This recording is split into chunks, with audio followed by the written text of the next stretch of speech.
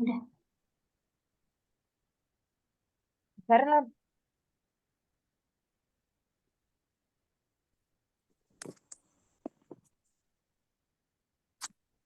baik, eh, Assalamualaikum warahmatullahi wabarakatuh. Selamat malam.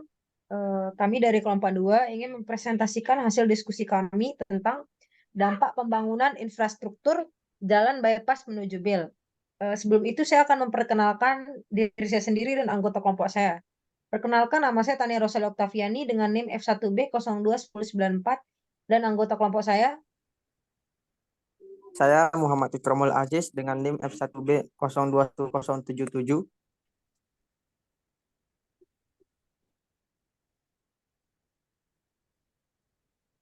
Saya Yudi Salahuddin dengan NIM F1B 021098.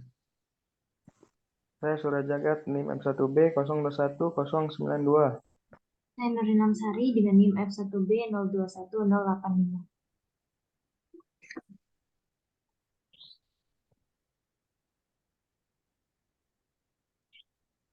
Latar belakang. Pariwisata di Provinsi NTB, khususnya Pulau Lombok, membutuhkan prasarana bandara yang lebih besar sebagai upaya untuk menunjang aktivitas pariwisata. Terlebih dengan kondisi bandara Selaparang yang ada, tidak memungkinkan untuk dilakukan pelebaran dengan beberapa alasan internasional Lombok atau BIL di desa penunjuk. Itu masuk investasi dan meningkatkan perekonomian Provinsi NTB, khususnya dalam sektor pariwisata. Pembangunan BIL mulai dibangun pada tahun 2008 dan rampung pada tahun 2011. Pada tahun yang sama dibangun juga infrastruktur berupa jalan bypass BIL Gerung sebagai jalur bypass yang menghubungkan Gerung sebagai ibu kota Kabupaten Lombok Barat, Kota Mataram sebagai ibu kota Provinsi NTB, dan Praia menuju BIL. Next.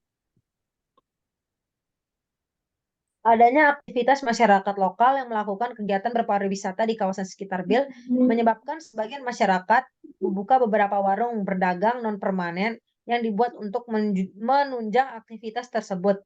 Sasaran yang dituju adalah masyarakat lokal yang melalui koridor bypass BIL Batujai.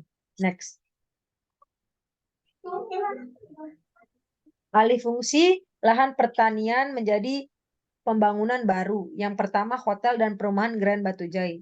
Berikut ini adalah gambar lahan pertanian atau hotel-hotel yang dialihfungsikan.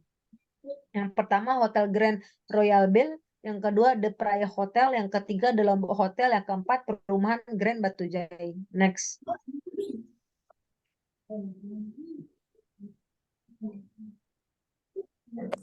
Yang kedua, instansi pemerintah.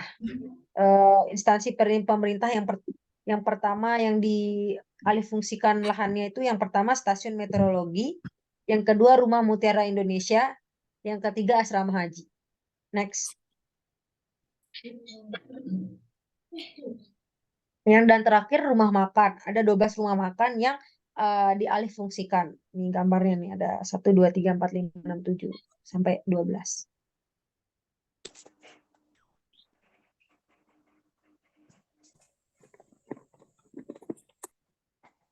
Selanjutnya materi akan dibacakan oleh teman saya, yaitu Muhammad Ikromul Aziz. Waktu dan tempat dipersilahkan.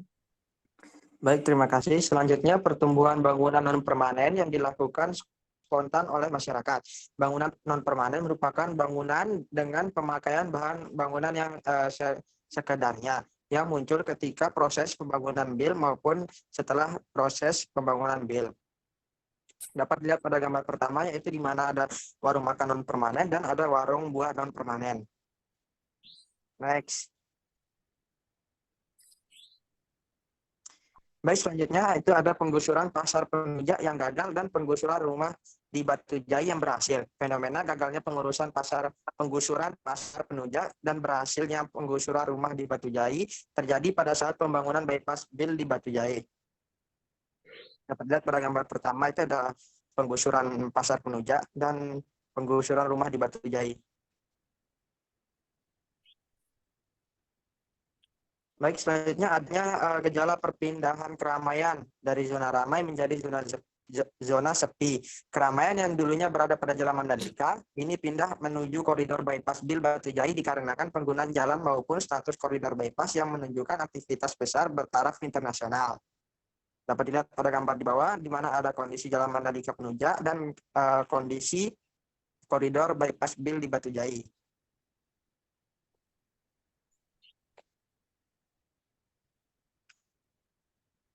Baik, selanjutnya ada penambahan fungsi bangunan rumah menjadi toko atau ruko. Mahalnya harga lahan di sekitaran bandara menjadikan warga menggunakan lahan dengan seefektif mungkin. Salah satunya dengan cara menambahkan fungsi rumah menjadi toko. Perkembangan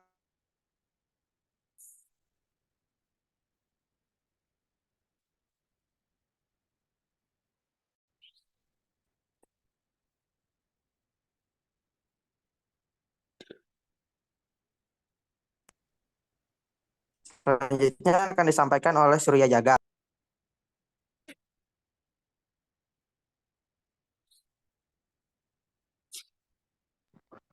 Oke, saya lanjutkan. Bisa dilanjutkan slide-nya. Selanjutnya itu bangunan adshop yang tidak berfungsi. Turunnya jumlah wisatawan yang berkunjung ke Indonesia, khususnya Bali dan Lombok pasca bom Bali 1 menjadikan adshop yang ada di Desa Penujak sebagai data penghasil gerabah sepi dari pengunjung. Hal ini memberikan dampak terhadap kehidupan ekonomi masyarakat di Desa Penujak. Dapat dilihat pada gambar rumah yang diubah menjadi toko, kemudian ada bangunan shop yang tidak berfungsi pada gambar kedua. Bisa slide berikut sebelumnya.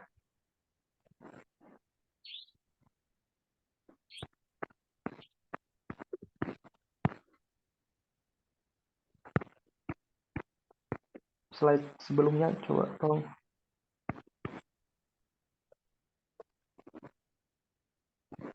Selanjutnya itu image kawasan berubah positif.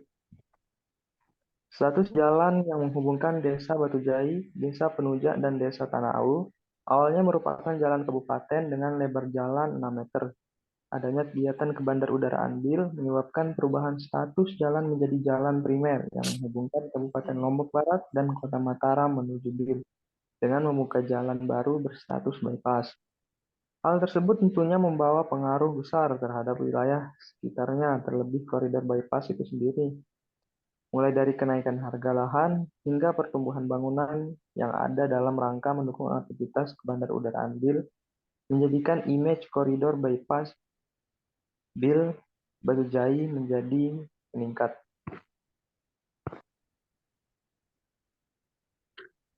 Selanjutnya akan dilanjutkan oleh Yudi. Baik, terima kasih. Saya akan melanjutkan perubahan nilai lahan. Seperti yang kita ketahui, karena efek dari adanya Bil, terdapat beberapa peningkatan pada lahan-lahan di sekitarannya, terutama pada Tanah Awu dan Penunjak, yang dimana harga lahannya itu pada tahun 2008 naik hingga 35 juta rupiah, sementara pada Penunjak dan Batujai dia 18 juta rupiah, dan Penunjak ke Penunjak dia sebesar 35 juta rupiah.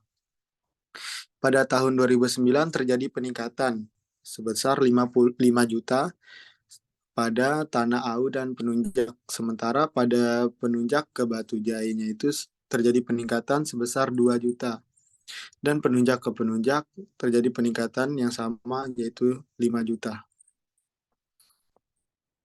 Pada tahun 2010, pada Tanah Awu dan Penunjak terjadi peningkatan sebesar 10 juta, sementara pada Penunjak ke Batujainya terjadi peningkatan 5 juta.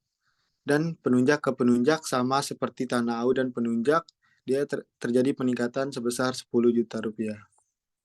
Sementara pada tahun 2011 terjadi peningkatan yang cukup tinggi, yaitu sebesar 25 juta rupiah pada Tanah Awu dan Penunjak. Sementara Penunjak ke Batu Jai terjadi peningkatan yang sama, yaitu sebesar 25 juta rupiah. Sementara pada Penunjak ke Penunjak hanya sebesar 15 juta rupiah. Setelah itu pada tahun 2012 terjadi peningkatan yang sama, yaitu sebesar 25 juta rupiah, dari 75 juta rupiah ke 100 juta rupiah pada Tanah Awu dan Penunjak. Sementara pada Penunjak ke Batu Jai, dia terjadi peningkatan sebesar 25 juta, yaitu dari 50 juta rupiah ke 75 juta rupiah. Sementara pada Penunjak ke Penunjak terjadi peningkatan sebesar 10 juta rupiah, dari 65 juta rupiah ke 75 juta rupiah. Pada tahun 2013 terjadi peningkatan yang sangat signifikan pada Tanah Awu dan Penunjak, yaitu peningkatan sebesar 50 juta rupiah.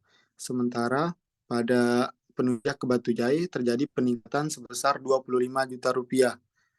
Dan dari Penunjak ke Penunjak terjadi peningkatan yang sedikit, yaitu hanya 5 juta rupiah. Dan puncaknya pada tahun 2014, peningkatan pada Tanah Awu dan Penunjak terjadi peningkatan 25 juta rupiah. Sementara pada Penunjak ke Batu Jai, dia terjadi peningkatan yang sangat tinggi, yaitu sebesar 50 juta rupiah. Dan Penunjak ke Penunjak terjadi peningkatan sebesar 20 juta rupiah. Mungkin sekian dari saya. Selanjutnya Nilam. Jadi, pembangunan infrastruktur jalan serta bandara menimbulkan dampak positif dan dampak negatif, yang mana hal tersebut mempengaruhi aspek ekonomi, sosial, dan budaya. Antara lain, yang pertama, dampak sosial budaya meningkatkan wisatawan lokal dan asing sehingga banyak kultur yang masuk. Pembangunan bandar udara mempermudah turis asing untuk datang sehingga kita dapat mengenalkan budaya lokal serta kearifannya. Dampak positif ekonomi menambah visa negara karena banyaknya wisatawan luar yang datang, meningkatkan harga lahan di sekitar area bandara serta jalan bypass. Kemudian banyak lahan yang dialihfungsikan menjadi pertokoan, rumah makan untuk tempat singgah wisatawan. Pembangunan infrastruktur lain seperti hotel untuk menunjang infrastruktur bandara dan jalan. Kemudian membuka lapangan pekerjaan karena banyaknya yang dibutuhkan untuk melayani wisatawan. Banyaknya investor asing yang menanamkan modal.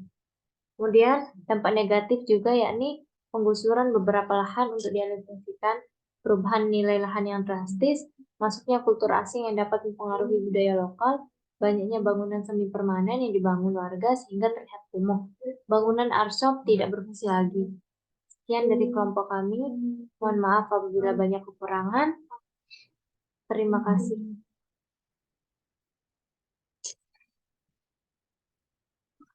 Ya.